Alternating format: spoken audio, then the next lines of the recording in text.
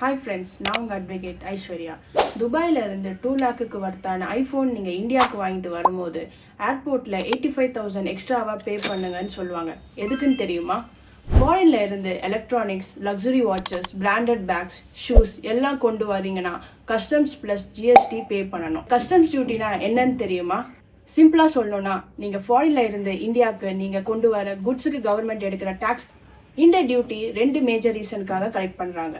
ஒன்று கவர்மெண்ட்டுக்கு அது ரெவன்யூ, இன்னொன்று சீப் ஃபாரின் குட்ஸ் நம்ம லோக்கல் பிஸ்னஸை அஃபெக்ட் பண்ணக்கூடாது. இதை கஸ்டம்ஸ் ஆக்ட்ல சாப்டர் 5 ஆஃப் செக்ஷன் 12ல கிளியரா மென்ஷன் பண்ணியிருக்காங்க.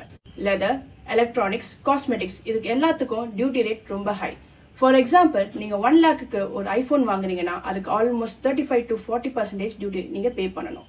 இதுவே லக்ஸுரி பேக்கா இருந்தா நீங்க 50% மேல டியூட்டி பே பண்ணணும். கஸ்டம்ஸோட அபிஷியல் வெப்சைட்டான indiantradeportal.in போயிட்டு நீங்க ஹெச்எஸ் கோட் என்டர் பண்ணீங்கன்னா உங்களுக்கு எக்ஸாக்ட் டியூட்டி ரேட் வரும். குட்ஸோட வேல்யூ ரேட் இதுவே 50,000 rupeesக்கு கீழே இருந்தா நீங்க டியூட்டி பே பண்ண வேண்டாம். அது பர்சனல் யூஸ்ல வரும்.